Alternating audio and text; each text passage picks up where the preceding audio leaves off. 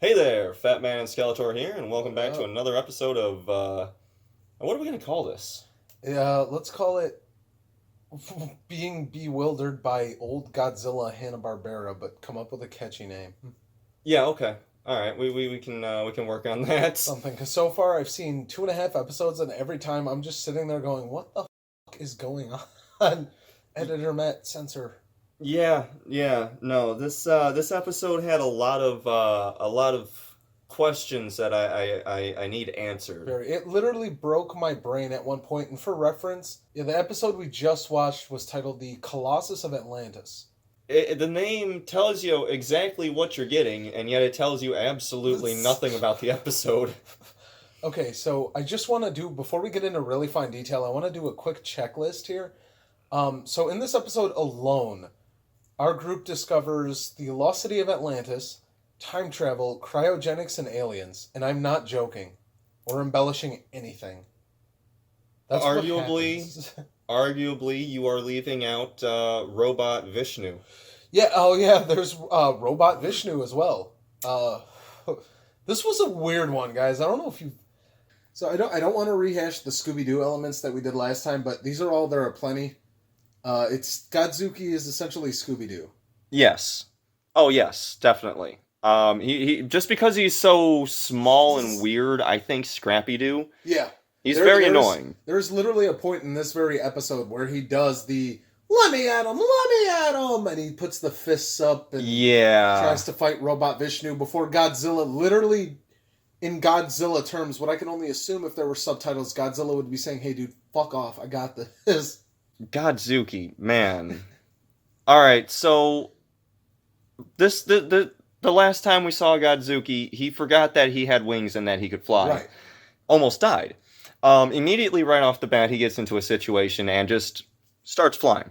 It passed the speedboat. Like he's Yes. faster than a speedboat for a minute, and then he's not. We do see them put the speedboat on full speed. He's keeping up with it. He Yeah. catches up with it. He passes it. And then later on in the episode, he's slower than everything else around him, including that same boat. It really just demands that whatever the plot needs, Godzuki's speed. But I think the first of all the biggest twist. Let's do the setup. The biggest twist is that this episode opens with them discussing the lost city of Atlantis.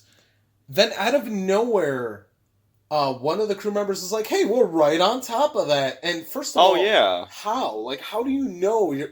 It's the lost city, right? Even like I know this is all made up stuff, but in our real world, there we've narrowed it down to like three or four real locations it could possibly be. Right. They're just in the middle of the We ocean. don't agree on where the hell this thing is, and these guys are like, oh, by the way, we're just on top of Atlantis right It's now. here.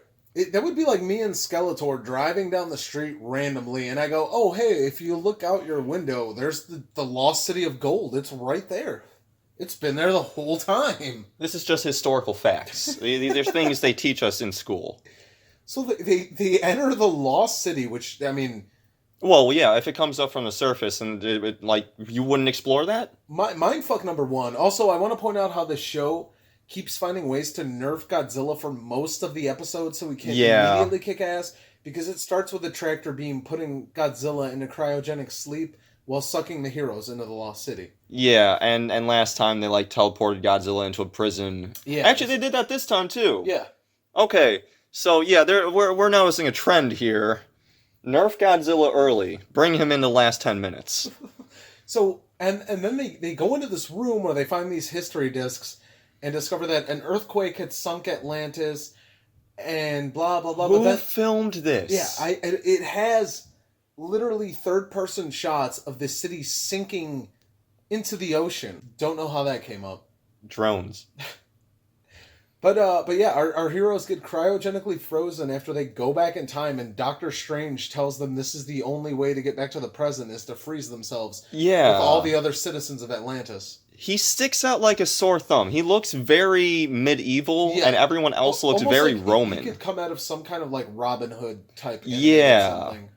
I wouldn't be surprised if they actually reused a character asset from something Robin It's Hood-ish. definitely possible because this guy just looks so out of place when compared to everything else. So then they find out that in a really weird way. It's like a MacGuffin, but it's also extremely weird.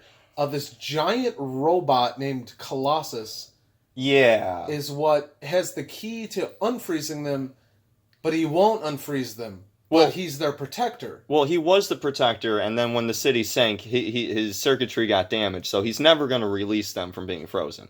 And they can't shut him down. Like, the off switch is inside of him. You can't just... It is. The off switch is the robot. Yeah, so now we need to wake up Godzilla. And so through some shenanigans, Godzooky tricks the robot in uncryogenically Godzilla. I don't know what the opposite of cryogenic is, but... He blasts the shield off of Godzilla that's keeping him asleep. Which, if I was the robot and realized that Godzilla had just woken up, I would immediately fire another beam from my eyes and freeze him again. Oh, yeah, no, just keep blasting him. But instead, the robot decides to grow 8 arms and become Robot Vishnu. And by the way, the show plays this, like, at the end, they're like, Godzilla, well, that was really smart of Godzilla, but it's less Godzilla smarts and more the robot's stupidity, because the robot... allows Godzilla to pull it towards the edge of the city and toss him over. Not even that. The robot grows 8 arms, captures Godzilla, and then the robot himself starts walking Godzilla to the edge of the water, only realizing that electricity and water doesn't mix about halfway through. Yeah. Which is when Godzilla takes advantage of it. But, like, the robot Colossus set himself up.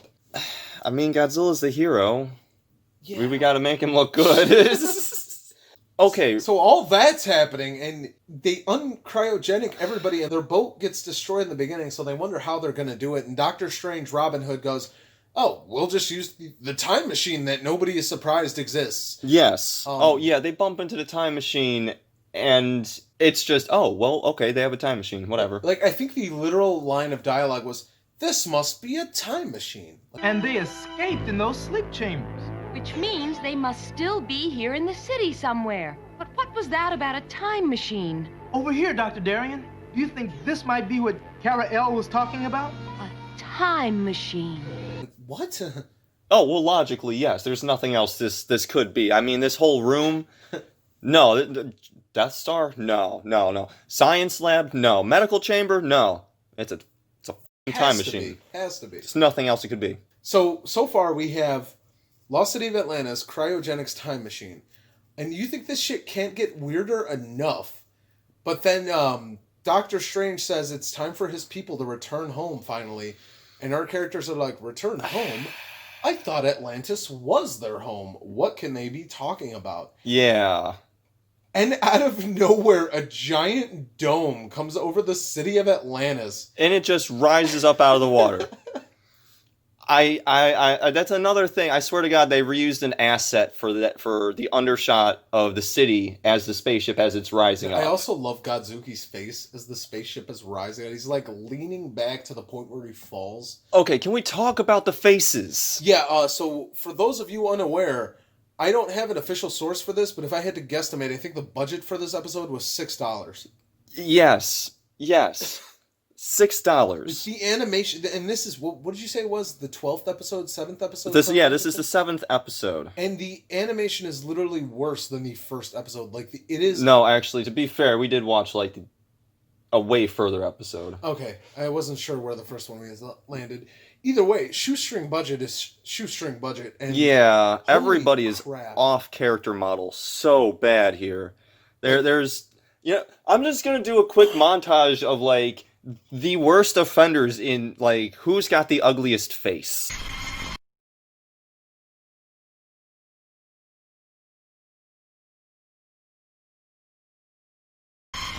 Because, boy, there's a lot of contenders here. There are so many meme faces here that I feel like the only reason we haven't already memed them is because this show was not that popular. Yeah, I swear nobody knows this thing exists. Also, I really like how the control panel of their boat has stop, reverse, full speed, and 1/2. It's not even half speed. It's just 1/2. We can spell. So awkward. Half speed, you could fit half speed in the same amount of space it takes to put 1/2. full speed. It's one letter off. Too. Yeah. There's a lot of weird choices in this entire series, but I feel like this episode alone has a lot of issues going on. Yeah, so the Atlanteans were aliens. They just get up in their spaceship and rise away, and the characters are more baffled by Godzooky falling into the water as an overreaction to finding out they're aliens than they are finding out that the Atlanteans are aliens. Yeah. That, again, that goes back to the time machine thing. Like, obviously they're aliens. How else could they be so advanced? That was the legit line. To write off the fact that they just saw a literal spaceship, they say, no wonder they were more advanced. Like, oh, duh, they're aliens. How did we not? We're dumb. That's why they were so advanced. They were from another world.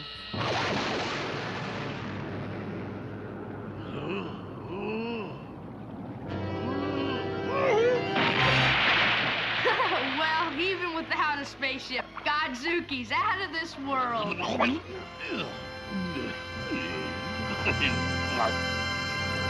Like, what? You guys found a lost city and aliens in the same afternoon. How the fuck did that happen? I would argue that the Atlanteans were less advanced than you because you were totally okay with the time machine and everything else. Like, this is just commonplace shit. And the Atlanteans are running around in robes. And yeah, they got futuristic looking buildings, but they're running around in robes and, like, you got a Merlin looking Doctor Strange guy. Do they have indoor plumbing? I have to wonder. I don't think they did. I did not see a bathroom through the whole scope of that facility. That is true.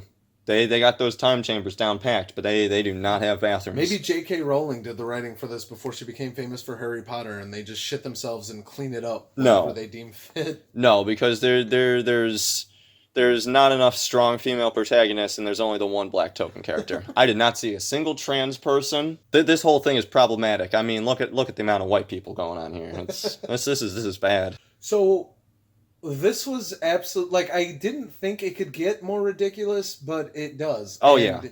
If anything, that just, as long as you guys want to keep seeing it, I'm down to watch this entire series. Oh, yeah. Because every episode has, like, a couple of good laughs, definitely. a lot of laughs. They're not even half the time. They're not even intentional. No, it's so bad. It's good. But I think the thing I find most baffling about this is these are 20-minute episodes, where any singular thing we saw in this episode could be its own episode. Yeah. Like, if there was an episode just about Atlantis, an episode just about aliens, an episode just about cryogenics, an episode just about time travel, it would be enough. And instead, the creative minds behind this series went, just throw it all into one show. Fuck it. Yeah. Yeah, no, you could definitely expand each of these ideas into its own story. And that's why this is such a fun, hilarious watch. If you haven't seen it, I don't know how easy these are to unearth. I know there's bits and pieces strewn across YouTube, and I highly, highly doubt that this ever got any kind of a DVD release. If you can unearth some Hanna-Barbera Godzilla, I cannot recommend you anything more right now, because this is like... It is definitely worth a watch. Gold. This is gold. I feel like even if you're not a Godzilla fan, you could still get a few good laughs out of this. Yeah, like, you literally don't even have to be a Godzilla fan. You're actually watching the last days of Atlantis.